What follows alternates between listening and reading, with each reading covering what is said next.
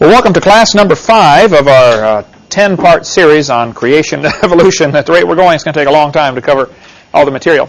We left off last time talking about the age of the earth. And that's what we're going to talk about for the next few sessions, actually. How old is the earth? It is a key component in, I think, in the creation-evolution controversy. The testimony of Jesus in Matthew 19:4 was that the creation of Adam was the beginning. Now, you'll find many scoffers today will say, well, the ancient people talked about the earth being 6,000 years old because they didn't know any better. What are they trying to imply by stuff like that? We're smart, they're dumb, right? Had a question-answer session at the church I was at a couple nights ago. Where was I? Wisconsin. This one, we had people lined up at the microphone to ask questions. And this one scoffer was there. His professor was sitting out in the crowd, sending the student up to ask questions.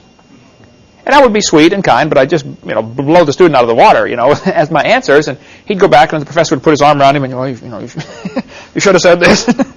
Well, professor, why don't you get up here, you coward? If you got something to say, come ask me a question. But see, that way he can maintain his composure by sending the students out to be sacrificed and not have to do it himself. But the students kept making statements like, well, the average person in this room probably doesn't understand what the complexities of science. I said, hold it. Folks, let me translate that for you. What he's saying is, he's smart, you're dumb. He said, that's not what I meant. I said, how many of you took it like that? Nearly every hand went up. It's exactly what they mean. And when Jesus said the creation of Adam was the beginning, a common response you will get, people will say, well, the ancient people were just trying to explain the world to a bunch of ignorant shepherds. They phrase it slightly differently, but it all boils down to the same thing. We're smart, everybody else is dumb. In other words, if you don't believe like us, if you don't believe evolution, you're not smart. And that attitude reeks off of some of these guys. I mean, you got to really watch for that. So Jesus said pretty clearly the creation of Adam was the beginning. Here the textbooks are teaching the earth is literally billions and billions of years old. And they'll say the universe is older than that. All through the books you see the phrase, millions of years ago, billions of years ago. I mean, the books are full of this in this county. I mean, in the Bible Belt. Every place I go, they claim to be the buckle on the Bible Belt. I've always wondered where it really is, But, we've even got some Christians going around teaching the earth is billions of years old. Hugh Ross has a large ministry called Reasons to Believe. He is one of the key leaders today of the movement among Christians saying the earth is billions of years old. And I don't know if I got all of his books, got quite a few of his books. I toured his ministry a few weeks ago when I was out in Southern California. He teaches the earth is billions and billions of years old, and God had to have billions of years in order to get us here. Well, the God that I worship, number one, he doesn't need billions of years to do anything. He can do it in no time at all. Secondly, he certainly doesn't need to practice. He can do it right first time. He doesn't need to throw some material out there and let's see what happens to it. He doesn't need billions of years to prepare anything for anything else. He just, poof, creates it. So, the earth is not billions of years old. Now, who cares about this topic anyway? Let me tell you the importance of this. I think it's extremely important. The credibility of Jesus is certainly at stake. The credibility of the book of Genesis is certainly at stake. Genesis teaches very clearly, if you add up the dates, that the earth is about 6,000 years old. And Jesus quoted from Genesis 25 times. Apparently, he believed in it. If you want to get a fascinating chart, and there's too many pages to make a bunch of copies of for tonight, but in the back of the Defender's Bible by Henry Morris is a chart showing all of the New Testament references and Old Testament references that refer back to Genesis. There are 200 New Testament references referring back to the book of Genesis. It's very neat to read all these passages in here if you want to get this chart at page 1550-something here in the Defender's Bible. But 1556. Nearly every other book in the Bible refers back to Genesis. I think there's maybe 2 exceptions that do not refer to Genesis. So this topic, I think, of the age of the earth is, and Satan knows this, of course, this is the way to undercut the entire Bible. You destroy the credibility in Genesis, and you might as well throw the rest of the Bible away. And the scoffers certainly know this too. Now, a fourth reason, the evolutionists care about this topic, because if the earth is not billions of years old, the whole theory of evolution looks awful silly. Doesn't it? I mean, think about it. If I say, if you kiss this frog, it'll turn to a prince. That's obviously a fairy tale, right? But if I tell you the frog can turn into the prince slowly, somehow the human brain can accept that. And that's precisely what evolution is teaching. The frog turned to the prince, but it happens slowly. It's still a fairy tale. But see, the evolutionists will fight tooth and claw over this issue about the age of the earth because this is the first hurdle they have to overcome. In order for evolution to be true, zillions of things have to be true also, and this is the first obstacle they face. How old is the earth? I was asked to go speak at this church in Iowa one time, and a lady came to the meeting, and she said, Brother Hovind, my husband's an atheist. Would you please talk to him? I said, I'll be glad to. I went over to the house the next day, sat on the couch, and he sat on the chair. We talked for 2 hours. All we talked about was the age of the earth. Didn't talk about the Bible, just talked about how old is this earth anyway. The guy was an engineer of some type, I forget now, very smart man. After 2 hours of what I'm about to share with you, information that proves the earth is not billions of years old, after 2 hours he looked at me and said, wait a minute, you know, the earth is only a few thousand years old, you're right. But he said, that means it had to be created, doesn't it? I said, yes, sir, and that's really what I came to talk to you about. But it took me 2 hours to get there. Of course it had to be created. But see, sometimes you have to go through lay the groundwork before you can reach them with the gospel. And I think the age of the earth is a critical place to start. Tonight we're going to begin with some scientific ways to show the age of the earth. I think it's pretty obvious from Scripture the earth is about 6,000 years old. But what about science? What does the world itself teach us about its age? There are several ways you can approach this, and I try to give people evidence from space, evidence from physical things on earth, and evidence from living things on earth. Kind of the three categories I put my evidences into. I start off with one that everybody can understand, that is the population of the earth. This article, July 99, says, last weekend the world's population topped 6 billion. Now 6 billion is a lot of people. You'll find, if you look back in the 1999 newspapers, you'll find about 8 or 9 different dates where they claim this happened. You know, nobody knows for sure when the earth got 6 billion people, obviously. National Geographic said it happened in October. This one says July. It doesn't matter. The fact is there's probably about 6 billion people on the planet. In 1985, there were 5 billion people on the planet. I went to the University of West Florida and got several books. I forget the name of the one, Population, Encyclopedia of Population, I think was the name of it, at the University of West Florida. But any good library will have books about population. That's what they deal with. How many people are here? How fast is the population growing? It's all statistics from different countries around the world. And everybody agrees that somewhere in 1985, the world crossed over the 5 billion mark in population. Back in 1800, there was only 1 billion people on the planet. Now think about that. The population has increased 6 times in the last 200 years. If we continue that rate for 200 more years, 600% increase will be a lot of people. The price of property will go way up, right? Now, especially when you stop and consider, only 3% of the Earth's surface is livable. 70% is underwater, for one thing. A whole bunch of it's under ice or desert. I mean, Sahara Desert is huge, much larger than America. Fly out west, and you'll see how much property just is wasted real estate, basically. You couldn't live there. 3% of the population, 3% of the planet is considered to be livable for humans. If before the flood came and it was destroyed, if the pre-flood world was, say, 80% livable, plus you've got much better atmospheric conditions, which we'll get into later when we get into what's on my video number 2 about the Garden of Eden. If you have much more plant life growing and higher oxygen concentration, you can get a more dense population with plenty of food. The earth was truly built to be inhabited, like the Bible says. I think it's in the book of Psalms. God created it to be inhabited. It could have held a population of hundreds of billions. No problem. This is a huge place. But this Merrill Earth Science textbook, 93 edition, shows the kids that there was about 1 billion in 1810. People argue about when it happened, but roughly around the turn of that century, we crossed over the 1 billion mark. Now they're saying the earth is overcrowded. Here's National Geographic, October 99, and it says on October 12th, the 6 billionth person is going to be born. Like I said, go back to 99, you'll find a lot of arguments of when this happened.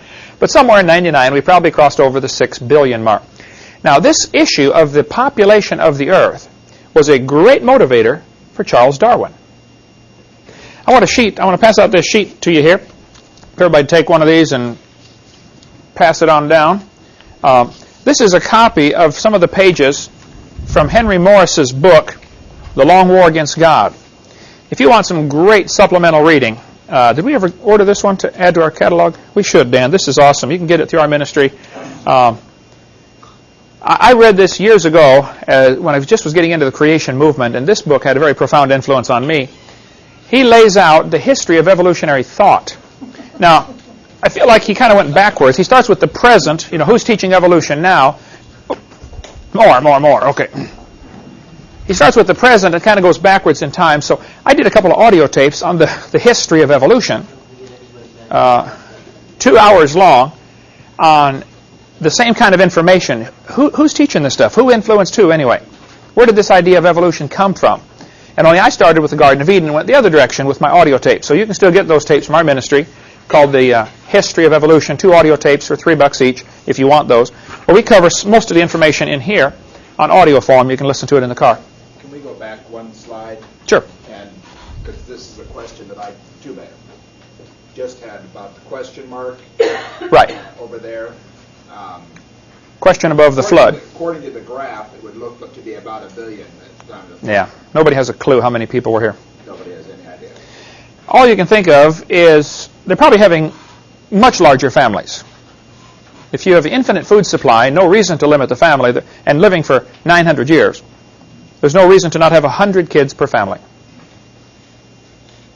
Some of the women are thinking, oh, brother, think of all them diapers. What did you say? Now you know why there's more than one wife? I don't know about all that. I had 3. It didn't hurt a thing. I don't know what the population was. I just made up a number. It could have been, some people honestly think there may have been lots more than we have today. Maybe 10 or 20 billion. I don't know. I don't think there's any possible way to tell. You pick a number, because any number you pick is going to be based on several assumptions. So we don't know. The world is certainly not overcrowded, though. Thomas Malthus wrote a book called The Essay on the Principle of Population. In that book, and he talks about it on this paper I passed out, and you can read this later when you go home, just add that to your repertoire of interesting reading. But Malthus said the population grows geometrically, like it'll double every so many years. And the food supply grows arithmetically. It only grows by adding. You add, a certain percentage or a certain number to the food supply. Now, he's wrong, okay? Malthus was dead wrong. Because if you get more people on the planet, you now have more people available to plant the food. So it's wrong to say the food supply grows in a linear progression and the population grows geometrically. That's simply not true. But Malthus said that in his book. His book was written in the late 1700s, I believe, or early 1800s. Had a very profound influence on Darwin. Because Darwin read that and thought, wow, if there's more people born than can possibly survive, then it's really best if the weaker die off and the stronger survive. And you get a person with this kind of mentality. Well, look on the second page of this sheet I passed out here. On side 2 here. Herbert Spencer also wrote prolifically on this topic, saying, look, it's really best if the strongest survive and the weaker die off. I got a line underlined for you. Spencer said, if they are not sufficiently competent to live, they die, and it is best they should die. He's the one who coined the phrase, survival of the fittest. Now, there's an interesting movie, I'm sure all of you have seen it, where this phrase comes up. He said, are there no poorhouses? If they're going to die, let them die and decrease the surplus population. He was talking about Tiny Tim. Scrooge, Ebenezer Scrooge, right. Charles Dickens' book, The Christmas Carol. When you understand, that book was written during this time frame of the late 1800s when people had this mentality. Many of the laissez-faire capitalists said, hey, well, if they can't survive, it's their own problem. And we finally had to get lots of labor laws, child labor laws and stuff had to come in because they were working little bitty kids in the factories, He gets his arm cut off, oh well, get another kid. That really was the mentality because there's too many people anyway. That's a little bit of the mentality they have in China right now. People are expendable. Just throw them away and get another one. There's plenty of them out there. Somebody said if you lined all the Chinese up in a column, 4 people wide, 4 abreast, and started marching them into the sea at a steady march, you would never run out of Chinese. They're being produced faster than that. That's just the Chinese, not the rest of the world. column 4, I don't know if that's true or who figured that out, but I suspect it probably is. They're being born awfully quick, you know. The laissez-faire capitalists, well, we can go off on a long rabbit trail there, but you might want to read this, get this book, Henry Morris's Long War Against God, if you want more on this topic of how the evolution philosophy relied on the idea that there are more people born on the planet than can possibly survive. Now, this is exact opposite of what God told Adam to do. God said, Adam, I want you to be fruitful and multiply and replenish the earth. Have lots of kids. Of course, the devil wants the opposite of that. And I'll show you in a minute why he wants the opposite of that. But Malthus wrote his book on the essay of population. Let's make that a quiz question, Heidi. Who was one of the people that influenced Darwin's thinking? We'll have several before this course is over. Thomas Malthus would be the answer. He influenced Darwin's thinking. Darwin thought, because of Malthus's book, there are too many people, and therefore you come into this guy Spencer, who coined the phrase survival of the fittest, which we'll get into later, which, by the way, is not true. Now, the world is not overcrowded. A little bit of facts can undo a lot of erroneous teaching. Jacksonville, Florida, is the largest city, land-wise, in America. What they did in Jacksonville has about 800,000 people. They incorporated the entire county into the city limits because they had two governments, a city government and a county government. Well, why pay for sheriffs and police? You know, why have two separate systems of government? So I'm sure somebody got upset when they lost their job, but they ended up incorporating the entire county limits into the city limits. So when you drive into, I forget the name of the county now, it's not Dade County. Anybody? What? Duval County, yeah. When you drive into the county, you're also in the city. So it's 25 billion square feet in Jacksonville, Florida. Now, that's a huge city. If you've ever driven across it, it's a huge city. But 6 billion people on the planet could all get in there, and everybody have 4 square feet. A little crowded, not as crowded as an elevator gets. But you could probably fit everybody in Jacksonville, Florida twice quite easily. So the world is not overcrowded. I tell people, have you driven across Kansas? Or Wyoming or Montana, where Eric went to school out there? Look, the world's not overcrowded, folks. I just flew out west, and Eric, you flew back. You look out the window and you think, where is everybody? I mean, there's zillions of miles of nothing. There's just nothing down there, folks. The world is definitely not overcrowded. I tell them, if it's overcrowded where you are, move. There's loads of room out there, okay? Remember we were up in South Dakota at the Seth, and what's their last name? Union Center. We stayed at their house several times. Anyway, Rodden. Okay, Rodden. He was talking about buying the property across the street. Remember that? He said, I'm thinking about buying that property across the street. I said, oh yeah? How much is it? He said, well, I think he said it's 1,000 acres. He wanted to add this lot to his farm. He said, but the guy wants $50 an acre. That's kind of high. $50 an acre. It's hard for us to comprehend that, you know. I was in Hawaii, and it's $500 a square foot to buy property. It's just all a matter of where you are, you know. I was in near downtown Los Angeles talking to the pastor there, and they were talking about buying property to expand their church, and he said it costs them about $1 million an acre to buy property. Just a matter of where you are, okay? They need to buy some of that South Dakota property and move it to Los Angeles. That would solve the problem. But the world is not overcrowded. Anyway, the population growth chart clearly shows that it could have easily started 4,400 years ago. I want you to look at go back to the one that's in the textbook here from Merrill's Science. I want you to see what they did with their population growth curve right there. Oh, hang on. They get to the year 1100, which would be the time the Vikings are running around. They chop it off, and it tapers down. Now they're saying in 7000 BC, there were just very few people on the planet, right? And then it kind of drifts back off 500,000 years. Well, this is all imagination. They think that a very small population of a few thousand or a few score thousand people were on the planet for 400,000 or 500,000 years. Wouldn't you have an inbreeding problem in a hurry? You know, you have to marry your first cousin for 10 generations in a row till people start being pretty dumb after a while. Talk about redneck jokes, and they'd have a bunch of them, wouldn't they? This is just pure fantasy. The fact is very simple. The population growth curve tells us man has not been here for billions of years. 4,400 is plenty to account for all the people on the planet. Now, there are several different ways this can be arrived at. Some people use a factor and say there's 2.4 children per family, which I think is the world average or something like that. You can get this number, and it varies greatly from source to source, but you start with 8 people and pick a generation time of 40 years. It's probably actually less than that, but be real generous. Give them a 40-year generation time or something, which means by the time you're 40, you've had your 2.4 kids. Nearly everybody has them way before that. Just about any way you multiply it, you're going to get a population of 5 or 6 billion in just a few thousand years.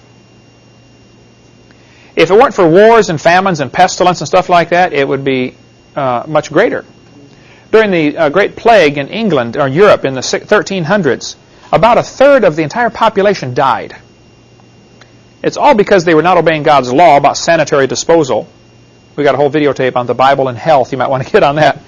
About the verse in Deuteronomy, when thou goest abroad to do thine easement, thou shalt have a paddle upon thy weapon, and turn back and cover that which cometh from thee. In other words, carry a shovel when you go outside to go to the bathroom and bury it.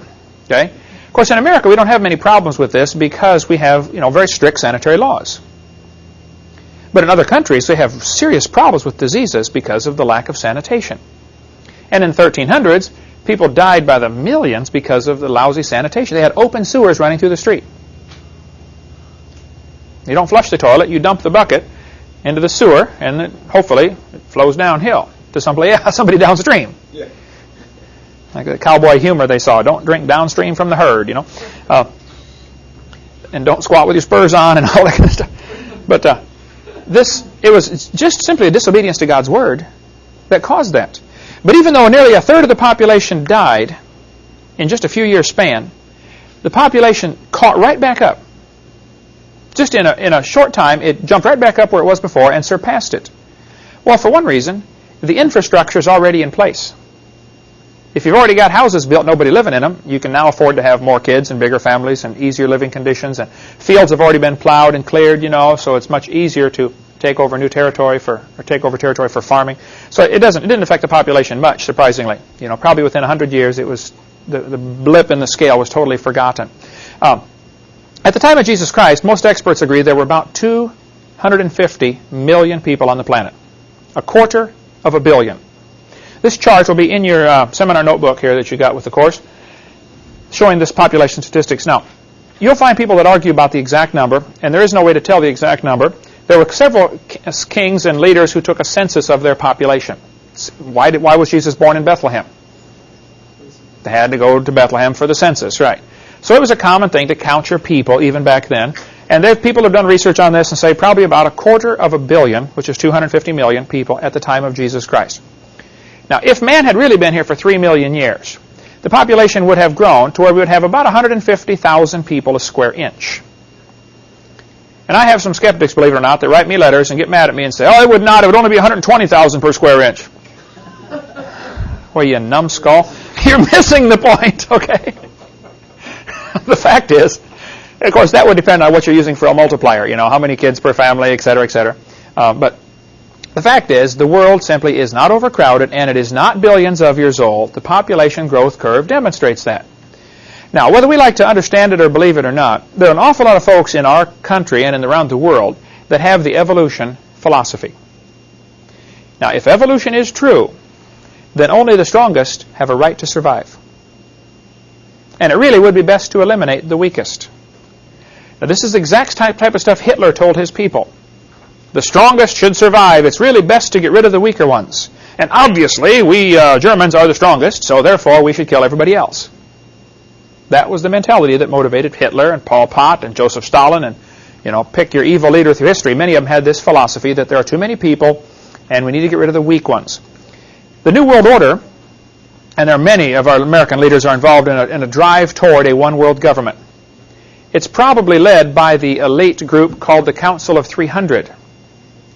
And we'll get into much more of that later when we get in video number 5, the very politically incorrect one. A few years away at the rate we're going, yes. But if you want to watch video 5, we cover that about the Council of 300. These are the top 300 super smart, super rich people on the planet. They sit around and have their meetings and decide which country needs to have a war to thin down the population, or who's not cooperating with, paying back their loans to us. It's all goes back to money. The love of money is the root of all evil. And we're going to be amazed when we get to heaven and see what really has happened on this planet and see how money tied into just every evil thing that's happened. I can go off on a lot of rabbit trails there. But they would like to reduce the population to 500 million. What happened?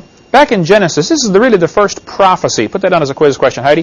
The first prophecy of the Messiah is in Genesis chapter 3. After the devil, tricked Eve. Now, technically, some people say it wasn't the devil, it was the serpent. It doesn't say it was the devil in this verse. I believe there are some New Testament passages that cross-reference back to that indicate it was indeed the devil in the serpent. But it doesn't say it in this passage, okay? The serpent, which was Satan, said to Eve, or the Lord said to the serpent, "Because thou hast done this thing," that is, tricked Eve, "thou art cursed above all cattle and above every beast of the field. Upon thy belly shalt thou go, and dust shalt thou eat all the days of thy life." Now let me stop right here. Some people are saying certain large snakes, like boas, I believe, and anacondas maybe, have bones in their abdomen where their hips should be. And this proves they used to walk on land. There's a big deal in the newspaper this week about them finding some fossil of a snake with legs. Several large creatures that do not walk, like a whale and these large snakes, do have bones in that region. But they're nothing to do with walking on land. Those bones are anchor points that different muscles attach to. And without those bones and those muscles, they cannot reproduce. It has nothing to do with walking and having legs. It has to do with making more baby snakes or whales or whatever the case may be. The body is so huge, they have to have the extra muscles and assistance there. So when he said you shall crawl on your belly, I don't know that we can find a scientific justification for this. And I don't know that we could prove the snake used to have legs and lost them other than from the Scripture. Maybe if somebody finds something, I'd like to read it. But I would have to take this just as simply miraculous. The Lord said, you're going to crawl on your belly and eat dust the rest of your life. But the next part of the verse is the first prophecy, Genesis 3:15, the first prophecy of the Messiah. The Lord said, "I will put enmity," arguments, fights, disagreements, hatred, "between thee and the woman, and between thy seed and her seed. It shall bruise thy head, and thou shalt bruise his heel." Now, a bruise on the heel is painful. You ever bruise your heel? Step on a stone? Man, it hurts for days, doesn't it? But it's not fatal. Seldom is a bruise on the heel fatal. Satan knows full well some seed of the woman is going to bruise his head. So he knows from this prophecy 6,000 years ago, the Lord said, someday a man's going to be born to a woman that's going to be your undoing. And so because he's scared stiff of what God's going to do to him, he's decided to try to frustrate the plans of God by killing or corrupting every human being alive. When we get to the days of Noah, he had just about everybody corrupted, didn't he? A few hundred years later, in the days of the Tower of Babel, just about got them all again. There have been many times down through history where just about everybody was corrupt. Satan's working awful hard, and I think most of his effort is because of this prophecy. He doesn't know who's going to bruise his head. Remember when Herod wanted to kill baby Jesus in Bethlehem? What did he do? He slew all the children. Just killed everybody, 2 years old and under, right? Now, there's a fascinating book, if you want to read something amazing on this story, called the Archco volume. Has anybody ever heard of that? The Archco. Have you read any of that, Dan? Read parts of it. Oh, it's awesome. What happened? This guy back in 1820 or something, some guy in Germany decided, hey, if Jesus was such an important figure, surely there were other records about him besides the Bible. So he began researching all sorts of ancient records and found court documents. For instance, Herod got in trouble for killing all the children in Bethlehem. He was called into question. What gives you the authority to kill all these kids anyway, And it was quite a big deal in that country over what Herod did. Now, it's not recorded in the Bible, but it is recorded in other books, and this guy found it and put it into this little book called the Archco volume. Very fascinating reading. When they went to interview the high priest, sent some people to interview the shepherds after the annunciation of Jesus is going to be born, And the shepherds described what they saw in there, of the music rolling up and down the hills, and they were so filled with joy, they didn't know if they should cry or shout, so they did both at the same time, Just amazing reading about that kind of stuff. Where they sent some people to interview Jesus when he was 26 years old. And the guy came back and said, I think Jesus is avoiding me. Every place I go, they say, well, he was here, but he left. It's like he knows when I'm coming. So they interviewed Joseph and Mary instead. And they describe what Joseph and Mary were like. They say Mary was short and plump and a very pleasant woman. Joseph was big and ugly and dumb, basically. And Joseph was disappointed in Jesus because he expected him to be a king, and he thought, I'm going to get rich off this deal, you know. And it turned out Jesus had no intention of being a king, and Joseph was very disappointed in him. It's neat just to read this from a secular perspective if you want to get more on that. But anyway, Herod slew all the children in Bethlehem. Many people have the evolution philosophy as the foundation for their thinking. And it does this just like it did for Charles Darwin. The thinking is, we're nothing but animals, and if there's too many people, we need to get rid of some. All over the country, they have laws on how many deer you can shoot, right? Why do they have limits? Somebody's full-time job is trying to figure out how many deer are in the woods and how many can the woods support, how many trees are there, how much grass is there, how much food to eat, and if we need to eliminate 20% of the herd this year, and therefore they issue permits to kill X number of bucks or does. They're trying to maintain the population in ratio with the food supply, which is not necessarily good or bad, it's just the way it is. But a lot of folks would like to eliminate people. Jacques Cousteau was an evolutionist. Go back and watch any of Jacques Cousteau's movies or books, things that he did, and you'll see evolution all through there. He was a strong believer in this philosophy. He said, in order to stabilize world population, we must eliminate 350,000 people a day.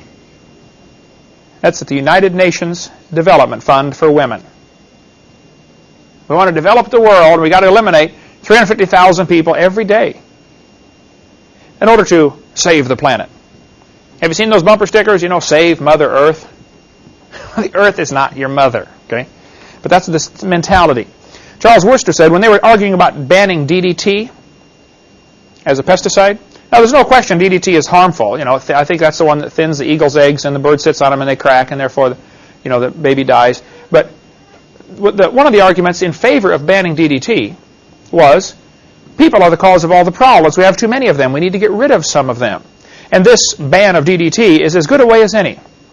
Because if we don't use DDT, there'll be more pests, more mosquitoes, and more people will die. That's one of the parts of the philosophy behind the arguments for banning DDT.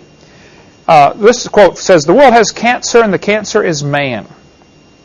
You'll find a lot of people, if you read articles in the newspaper or watch TV carefully, the mentality is that there are too many people, we need to get rid of some of them.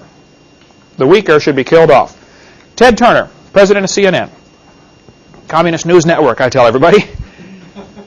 He said a total world population of 250 to 300 million people, a 95% decline would be ideal. Okay, Ted, you first. Everybody thinks somebody else ought to have to die, right? So we can have more room. Every group thinks, of course, they're the superior one. Hitler thought it was the Germans. The Japanese thought it was the Japanese that are superior. They really thought they are the superior race and it's their duty to rule the world. So we need to go kill everybody. They don't think that now, at least I hope they don't, but they did at a time. There's a lot of interesting articles going around about Jane Fonda becoming a Christian now. Now, she's often referred to as Hanoi Jane. You need to understand why. If you write me or remind me, I can email you the letter that I have of some of the prisoners who were in Vietnam, that when Jane Fonda came over, she was demonstrating against the war. Her dad, Henry Fonda, the movie star, and Jane Fonda is a movie star too, she had gone to North Vietnam to tour the prison camps. The prisoners heard, wow, an American's coming. We've got to get word to our family that we're still alive. So a whole bunch of these prisoners lined up to shake Jane Fonda's hand. They wrote their Social Security number on a little strip of paper. And when they shook hands, they handed it to her. She smiled, took the paper, walked down the line. This wad of paper is getting bigger and bigger in her hand. When she got to the end, she didn't even look at it. She went over to the commandant of the camp and said, Commandant, these men are trying to get a message out. You may want to deal with this. So after she left, every one of those men got a beating. 4 men died from the beating. Were killed for trying to get let their loved ones know I'm still alive. So she has been referred to as Hanoi Jane. Now, if she got saved, great. God can forgive anybody. And God can use her in a great way in His kingdom. What she did was wrong, and I hope she, if she's a Christian now, I'm sure she realizes that. But we've all got things we've done wrong too. But that's why she's referred to as Hanoi Jane, just so you know, since one of the purposes of this class is so Eric knows why I say everything I say, right? Okay. Prince Philip of the World Wildlife Fund said, "If I could be reincarnated, I would wish to return to Earth as a killer virus to lower human population levels." This will be a little bit of a rabbit trail. I don't want to chase too far, but when it comes to viruses, there are all sorts of things being manufactured in laboratories purposely to lower the human population. There is some really good evidence, and you might want to do some research on this, and don't quote me as saying I can prove that it's true. But there's some really good evidence that the AIDS virus was manufactured intentionally in the Army laboratory in Maryland and tested by putting it into the population in Africa in the guise of putting it in as vaccines. Oh, we're here to help you from your smallpox. Come here, let me give you a shot. Now, the people that did it probably didn't know what they were doing, that they had tainted vaccines that would, yes, it'll cure the smallpox, but it introduces AIDS into the system. And now I forget the percentage, but it's a really high percentage of Africa has AIDS. One of the plans is to depopulate Africa and make it a big game preserve. Get rid of all the people so all the animals can have their world back. It goes back to a philosophy of evolution which says man is expendable, and it's totally opposite of what the Scripture says. This ultimately originates from Satan. On the subject of vaccines, I don't chase the rabbit too far. I'm not afraid to. But you might want to get that book about vaccinations. You might want to call Dr. Tyler. If you get my videotape, The Bible and Health, we deal with this quite a bit. Dr. Tyler is a chiropractor in Washington, Missouri, a good friend of mine and a brilliant man when it comes to nutrition. He has all sorts of articles and books and information on vaccinations. Many people are claiming, and I think they're probably right, that probably every case of SIDS, sudden infant death syndrome, where baby just dies, they call it crib death, baby just dies in the crib. Many people, I've heard them say, every case of SIDS is caused by vaccinations.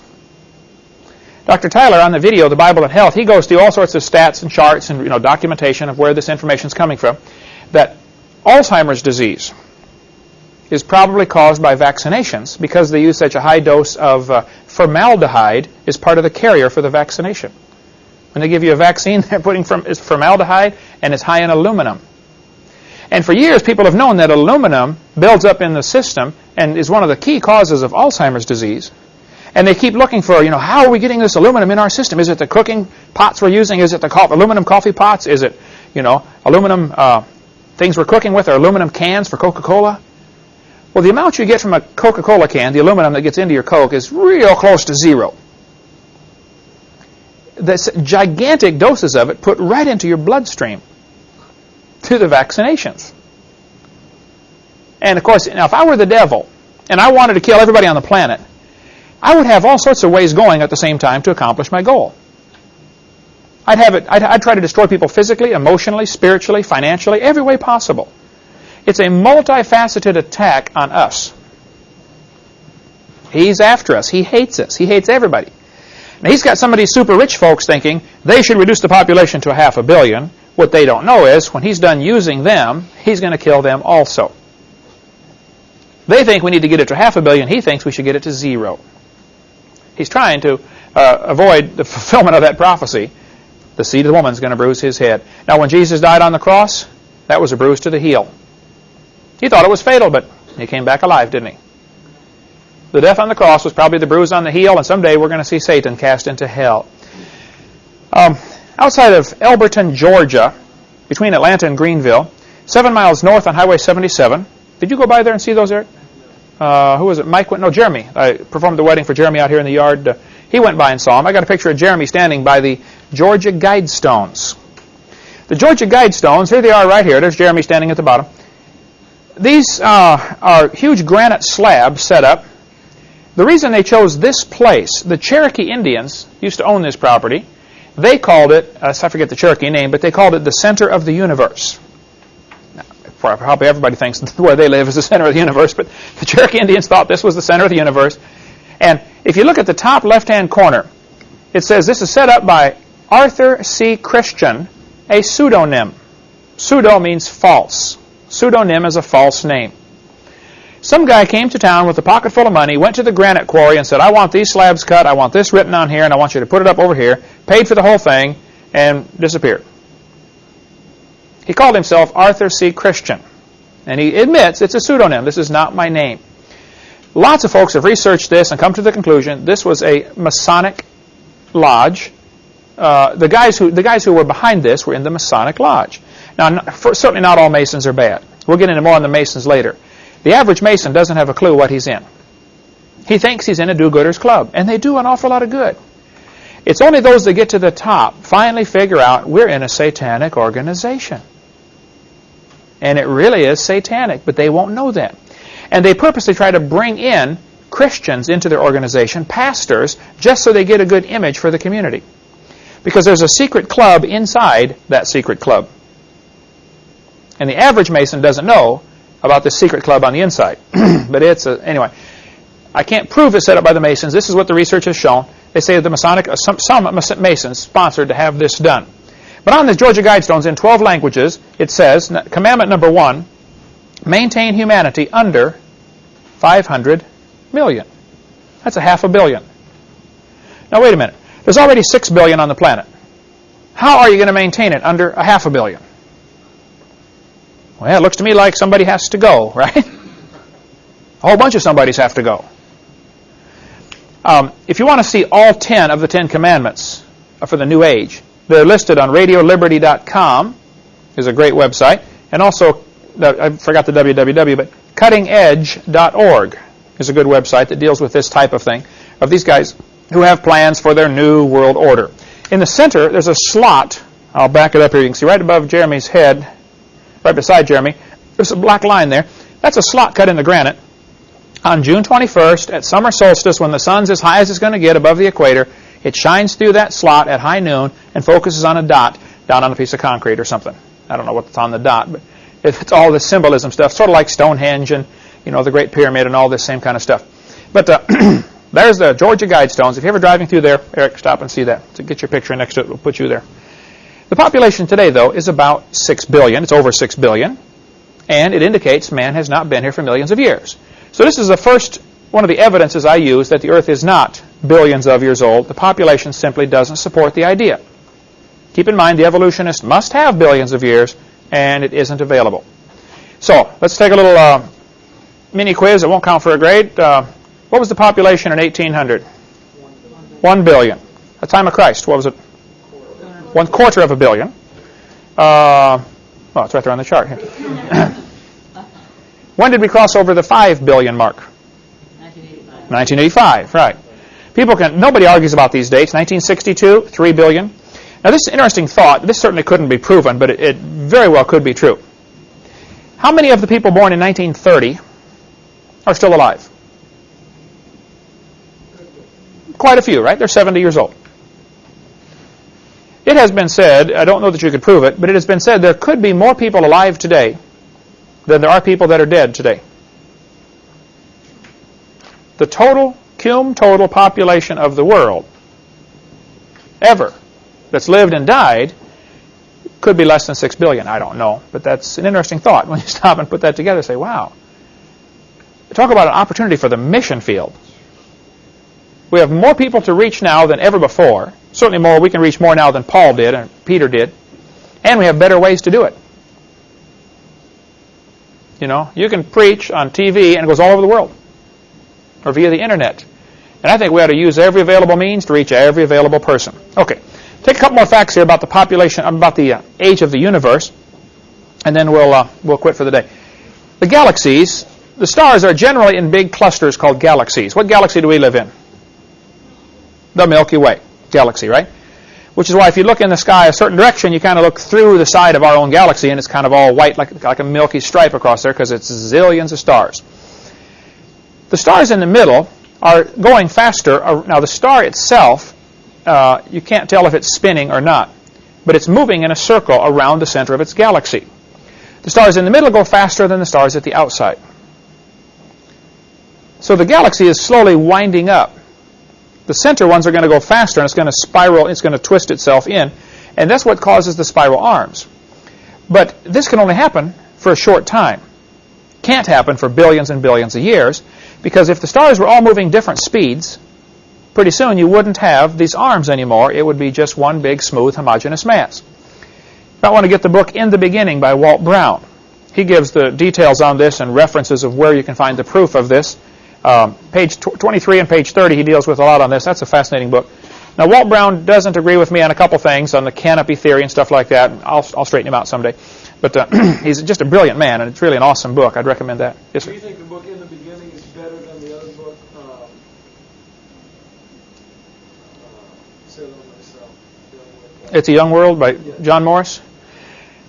It's different. They're both good. If you look in your seminar notebook on page, we're talking about the age of the earth. On page 12, 13, 11, 12, 13 is where I talk about the evidence from the age of the earth. Page 11 has the sources. If you want to read good books on this topic, I've got 12 of them listed here. All of these books deal with the question, how old is the universe? And if you want to go down deep, stay down long, come up dry, this is some of the stuff you want to read right here. I would say Henry Morris's book, Scientific Creationism, would be a great one I would start with. If you want a simpler one, so that's not too hard. The very last one, John Morris, A Young Earth, we sell that here through our ministry, or you can get it through ICR or Master Books. Walt Brown In the Beginning, number 11, is a great one. If you could only pick a few, I'd pick those three. Probably next would be number 4, Paul Ackerman, It's a Young World After All. That's a really good one. Those are some that you might want to get just to gain more information so you can document what you're saying on this topic. What I do on my slides here, I put other documentation at the bottom so I can just keep on talking and speed up, and if somebody has a question, well, they can look it up for themselves, a reference at the bottom. So the galaxies also, there's another thing I don't mention here, but I do in the seminar notebook.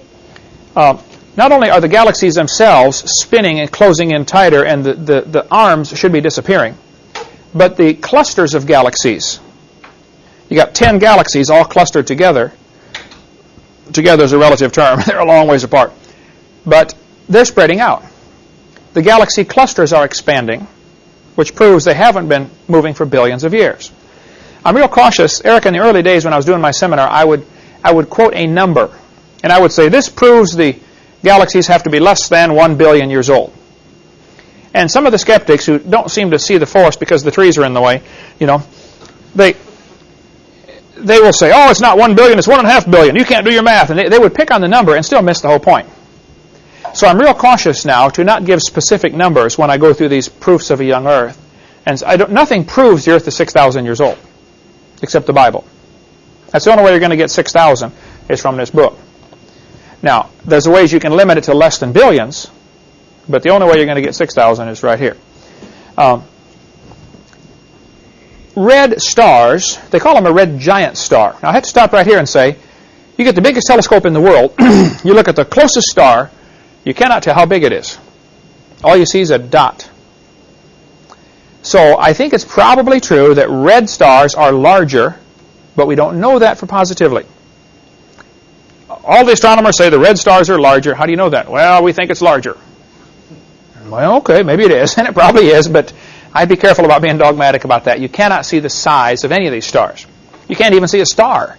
You don't see the surface, like you see the sun with the flames leaping off. Get the biggest telescope in the world, look at the closest star, which is Alpha Centauri, and all you see is a dot. You get a bigger telescope, you see the dot better. That's about it. When they put the Hubble up, somebody said, are you worried when they put the Hubble up they're going to prove evolution? I said, oh no, I can tell you exactly what they're going to see with the Hubble. They said, what?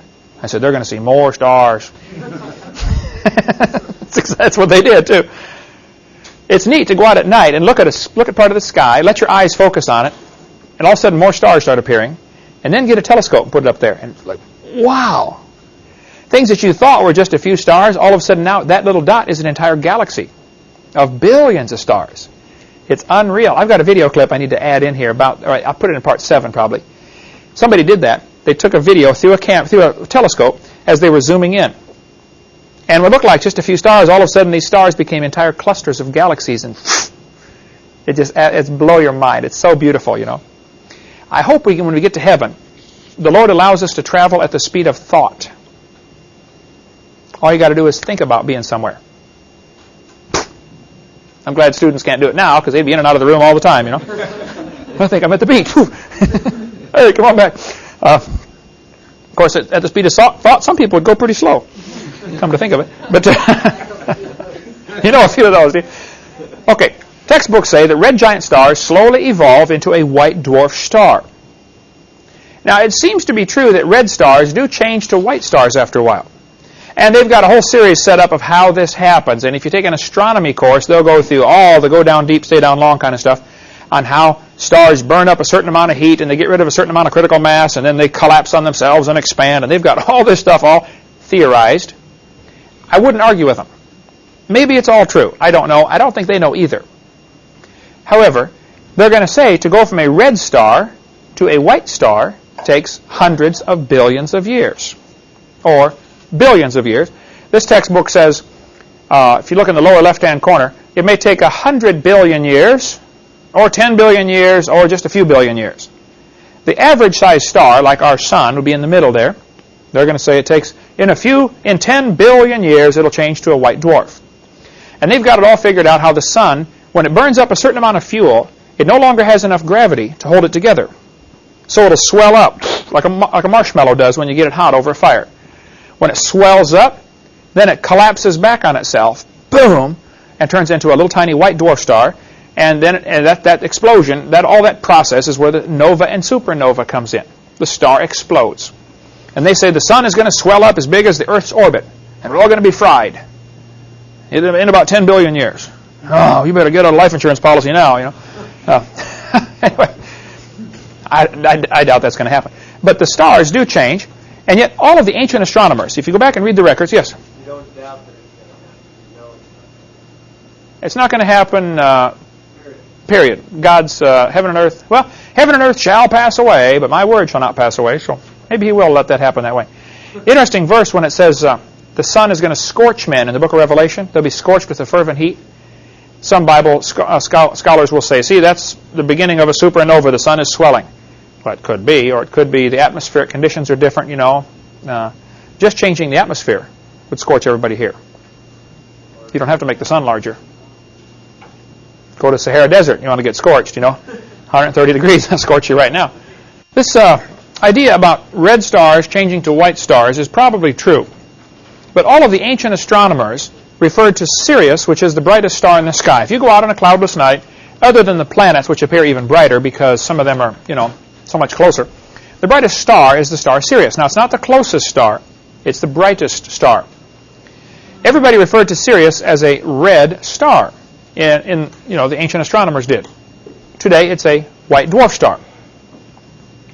This information comes from the book It's a Young World After All. It's a Young World by Paul Ackerman, which we have, I believe, right, Dan? It's out of print, isn't it? But we still have some left. It's back in print. Okay. Yeah, I've talked to Paul Ackerman on the phone several times. He said there's a couple things he'll change about the book next time that he's found out are not quite accurate, but 98% of it is really great. One atheist wrote me a very nasty letter about my mention of Sirius being a white star. And he said, don't you know Sirius is a binary star? There are two of them going around. I wrote back and said, yeah, and they're both white.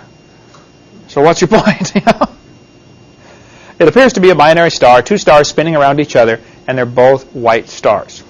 So, just so you know that in case somebody questions you on that. Yes, it's binary, but they're both white.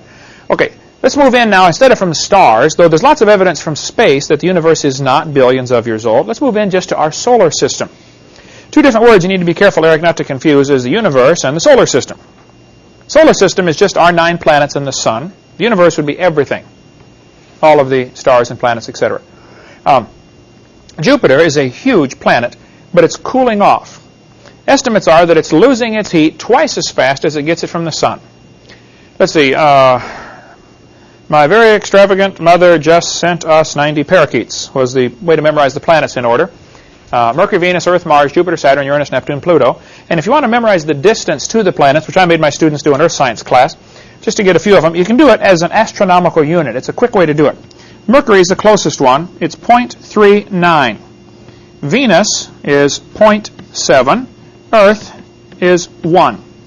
The distance from the Earth to the Sun, 93 million miles, is called an astronomical unit, AU. We'll get into that more of that later. Mars, I believe, is 1.5. Jupiter, which we're talking about here, if I recall, is 5 astronomical units. That means it's 5 times farther away from the Sun than we are.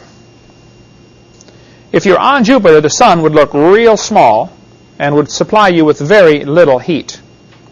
Even Mars, at 1.5 astronomical units, is real chilly. 50% farther away than we are.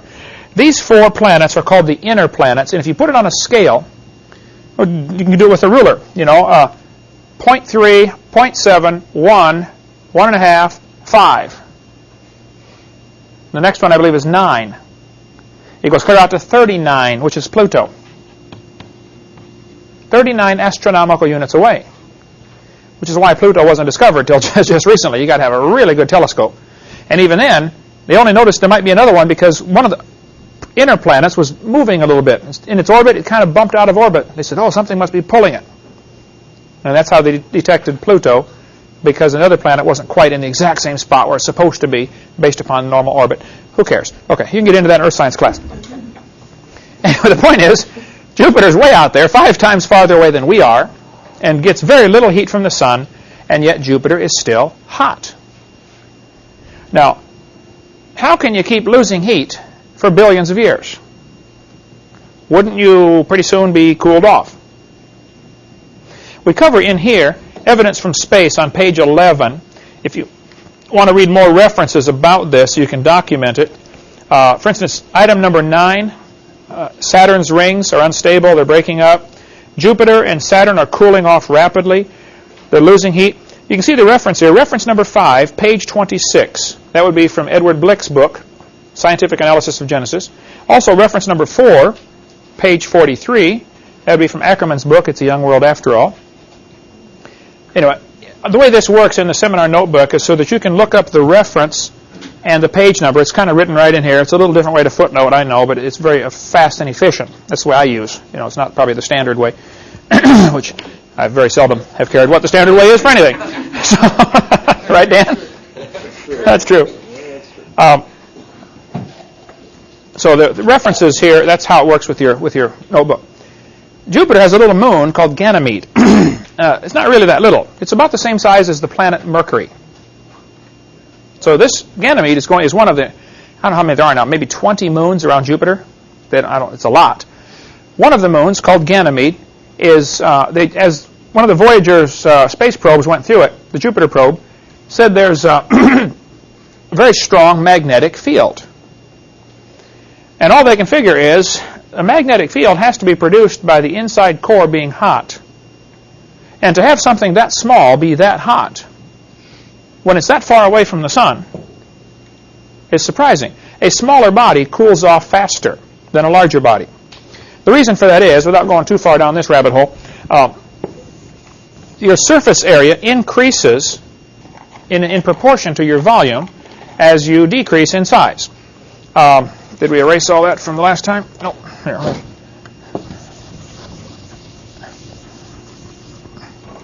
Okay, if you have a little cube that is 1 inch, 1 by 1 by 1, 1 inch cube, it has 1 cubic inch of volume. 1 cubic inch. The surface area, how many square inches of surface would it take to build that cube? 6. It has 6 square inches of surface area. Now watch this. So my ratio is 1 to 6, right?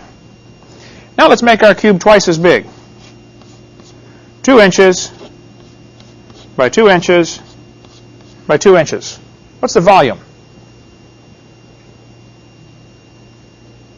2 times 2 times 2 is 8. What's our surface area? 4 on each side. There are 6 sides. 24. What's our ratio? 1 to 3. You see what happened? This is a very important concept to understand because as you get smaller, if we made a cube that was 1/2 inch on each side, you would have 1/2 times 1/2, which is 1/4 of an inch on each side for the surface. 6 of those. You have 6/4 of an inch. That's 1 1/4 inches. Let's make this a 1/2. Oh, I'm sorry. This is for a 1 inch. This is for a 2 inch. Let's go to a 1/2 inch cube. I probably should put it above so it doesn't confuse people conceptually. Volume, surface area. If we go to a 1/2 inch cube, we now have a surface area of 1 1/4. And who's got a calculator? 0.5 times 0.5 times 0.5. Or 1/8, which is okay, we'll just keep it as fractions. It'll be easier to work with. Okay, 1/8 to 1 1/4 is a ratio of 1 to 12. Now look what's happening here. We have very little volume and a whole lot of surface.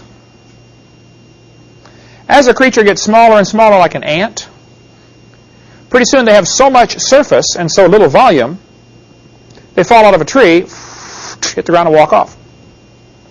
Elephant falls out of the tree, bam! Right? This problem right here is one of the reasons elephants are wrinkled. Because they have so much body mass, they have to get wrinkles in the skin in order to radiate the heat away. The other reason they're wrinkled is because they're very difficult to iron. But as an animal gets larger and larger, the surface area to volume ratio becomes a serious problem. Now this will be important later, Eric, when we get into this about insects. Since insects don't breathe through their mouth like we do, they absorb oxygen through the skin. Every cell in their body needs oxygen, but as your surface area to volume ratio diminishes, you just simply can't get enough oxygen to supply it because you don't have enough skin. The only way you can get a huge insect is to increase the air pressure. There's a maximum size insects can get based upon the air pressure. So one of the proofs we'll get into later that the world before the flood was a lot different is the fossils we find of giant insects. This is a good proof that something was different. Sometime in the past, there must have been a lot more air pressure because of this surface area to volume ratio problem. Okay, enough on that rabbit trail. I've always wanted to chase it in my seminar. I never got time to. No, we did. Okay, Ganymede is a large planet. I mean, it's a large moon, but compared to Jupiter, it's real tiny. Now, because it is smaller, it has really a greater surface area to volume ratio problem than Jupiter does. So it should lose heat even faster than Jupiter. One of the reasons, if you want to cool something off, you got a hot piece of, potato, for instance, you break it up and spread it out. All you're doing is increasing the surface exposure. When you want to get something to dissolve faster in water, you break it up. Drop in a lump of chunk of ice into your glass, or take the ice cube and crush it and drop it in. Same amount of ice, the ice cube will last longer and dissolve slower than the crystals, the small pieces, because they now more surface is exposed to be dissolved or whatever. It's a principle you can use all through science. Who cares? Point is, Ganymede is still hot and it shouldn't be. And they admitted in the newspaper article here about Ganymede should have cooled solid billions of years ago. Why does it still have a magnetic field? So what they've done over this Ganymede problem, when the space probe sent this data back and said, look, Ganymede has a strong magnetic field. The scientists start with the assumption, well, we know it's billions of years old, so how did this happen? The thought never enters their mind that maybe it's not billions of years old. So they're busy looking for ways to keep their evolution, age of the Earth necessity, billions of years. They have to keep that. What they've said is maybe Ganymede, maybe something passed by Jupiter, and the gravitational pull of this passing star or whatever pulled Ganymede in closer to Jupiter. And because it was closer, the gravity of Jupiter was stronger, so it's pumping it and it's squeezing the surface, and that's what increased the temperature. And then, poof, it popped back out to its orbit where it is now. They've got to come up with all these wild ideas just to try to save the one concept, that the universe is billions of years old. So when you read the articles on the web about me, and there's some really interesting ones, some of these scoffers, they write whole books, answering Hovind's, young Earth arguments. It's hilarious to read. When you stop it, they think because they talked, they answered the question. This is a rule teachers soon learn. The longer the kid's essay answer is, the less he knows about it. How many of you ever did one of those essay questions where you tried to snow the teacher? You don't have a clue what's going on, so you just talk, and pretty soon they get tired of reading and think, well, he must know what he's talking about. Give him an A. And some of these scoffers went to school and never did learn to overcome that problem, and so they write these long diatribes about me, and they'll say, don't you know that Ganymede is still hot because it got sucked in and was pumped by Jupiter's gravity and then flung back out, Well, you can believe all that if you want. The fact is, it's hot.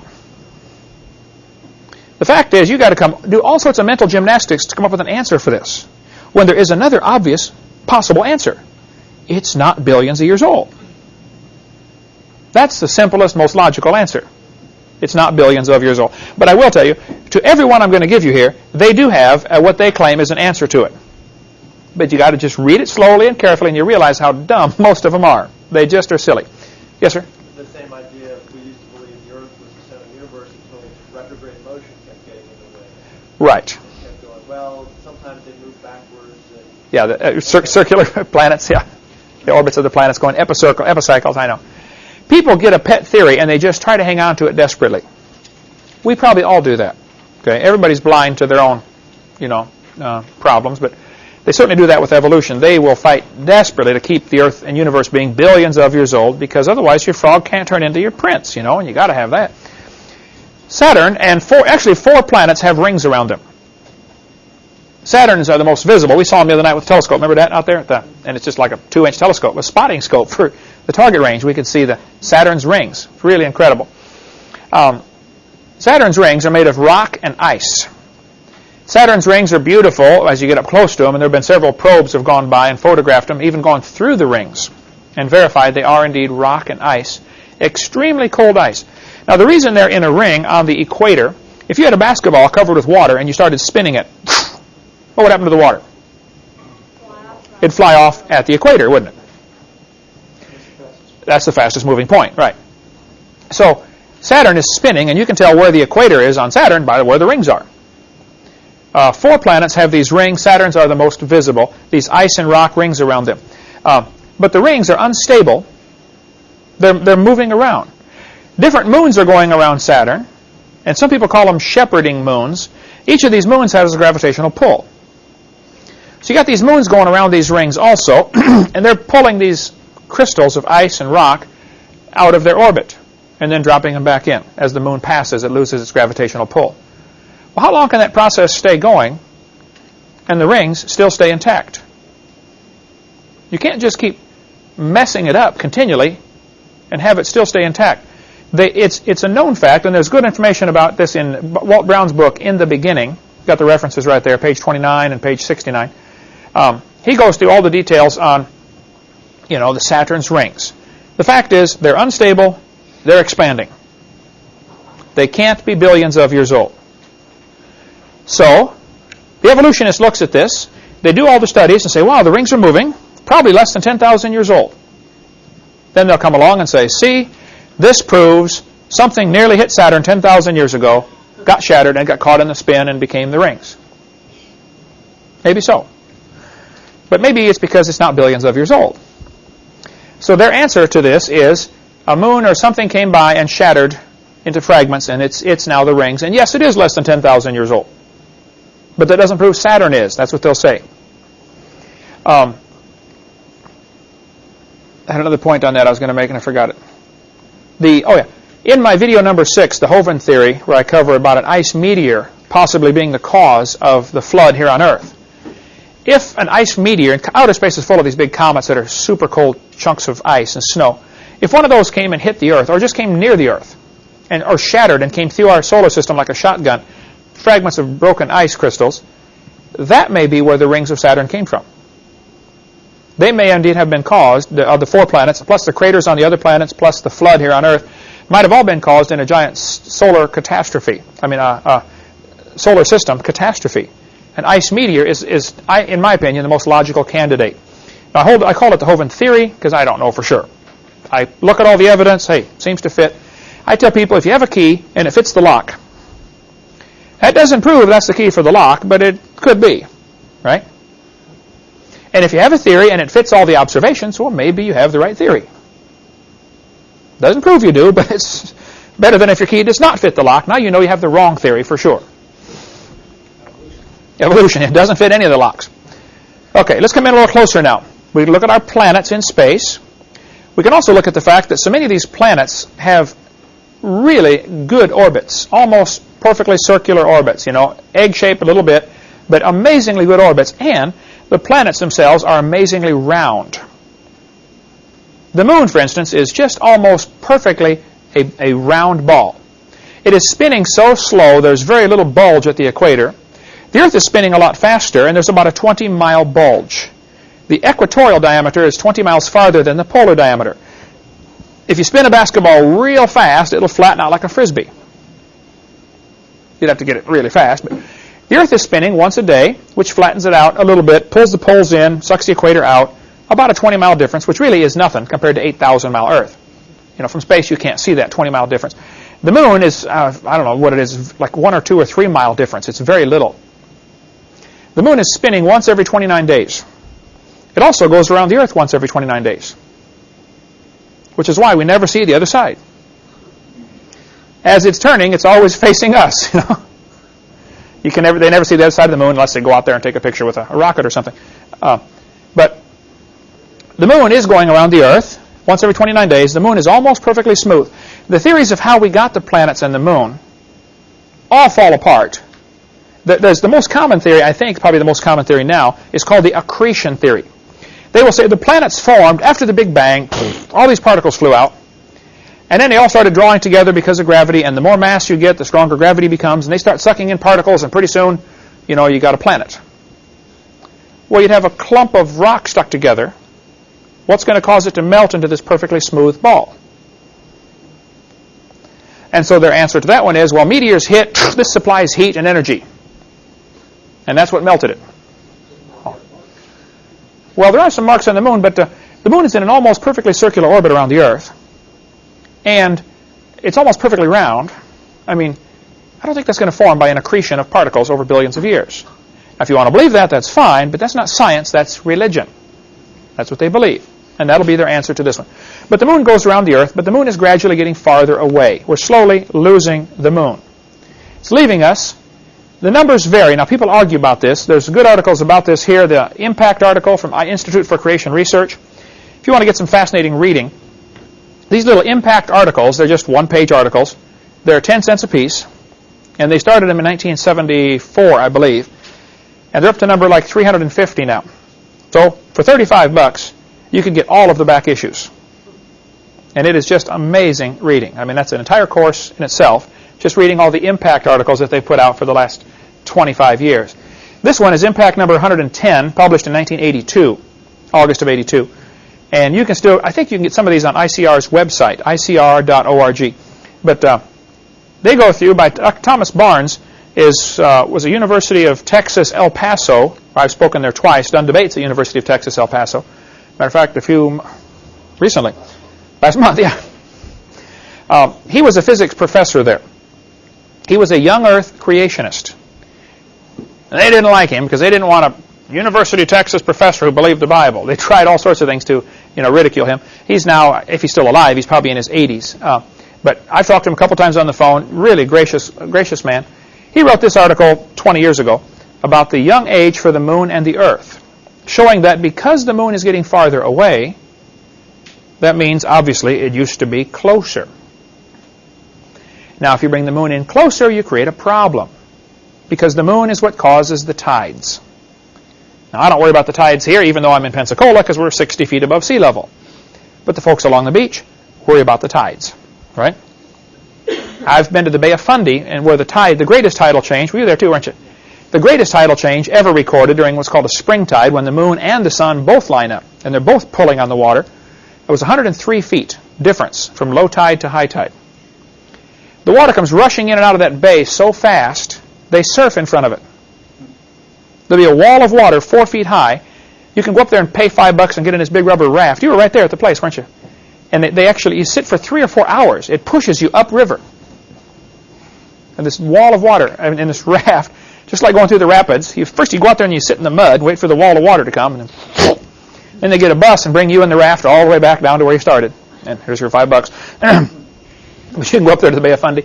Mom and I, a few months ago, were in Alaska, and we got to see the second highest tides, which is where Anchorage, Alaska is, which is where it got its name, Anchorage, a good place to anchor. But I forget the name of the bay now, but it goes up and down. That's the second highest tides. Generally, the world's tides, I think, probably average around 3 or 4 foot tidal change, from high tide to low tide. Pensacola here, it's not even that. It's probably only 2 feet. Very small tidal change. Other places, it's 50 feet. But the moon is causing these tides. As the Earth is turning under the moon's gravity is pulling on the water. This creates a squeezing effect. On the sides of the Earth, it squeezes in, and it pulls the water up on one side, and because of the squeezing effect, it pushes it out on the other side. So you actually end up getting a high tide on the opposite side from the moon. But the high tide on the other side is not quite as high as the high tide on the near side.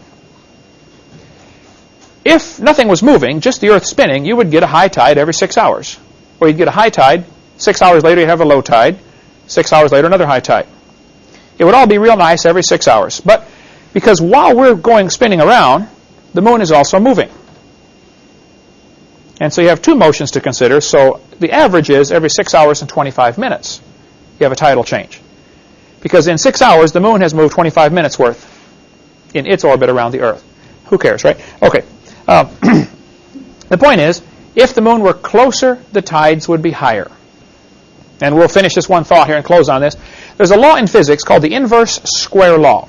And I want to put this on the quiz. What is the inverse square law? Be able to explain this. If 2 objects are attracted to each other, how strongly do they pull each other? 2 magnets, let's say. If you get the magnets half the distance apart, you take the fraction 1/2, inverse it, and square it. It's now 4 times the pull. If you brought the moon back into 1/3 the distance, you take that fraction, 1/3, inverse it, that means flip it over, and square it. It's 9 times the pull. When you're measuring how bright a light is, my dad was an electrical engineer at Caterpillar Tractor Company. He was showing me all these charts and graphs they use. You got a bunch of people in the office, how much light do you want at the desk for the guy to work?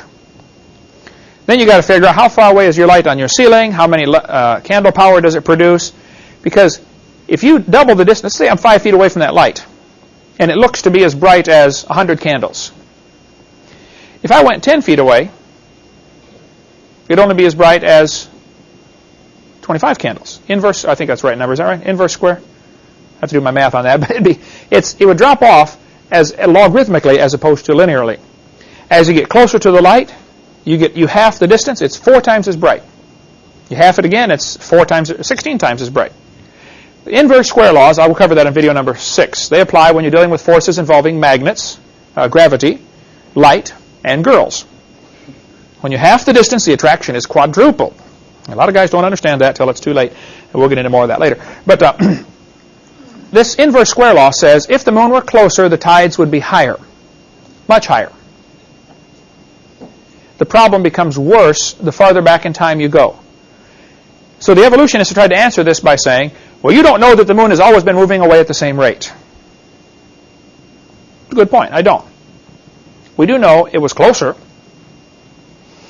And if it's getting farther away, it used to be closer as you go back in time. This does put some kind of time limit. We cover in here evidence from space about the moon. This is which number? Number 5, page 11. You can get more information on this from source number 3, Scott Hughes, The Collapse of Evolution. Number 6 is Dennis Peterson, Unlocking the Mystery of Creation. And number 11, Walter Brown's book, In the Beginning, about the moon. Okay, back up one slide. So I'll ask you to explain what is the inverse square law. That's the law that says as an object gets closer, the gravity increases, the pull, the force of the increases as the inverse of the square of the fraction. That's not a good way to phrase it.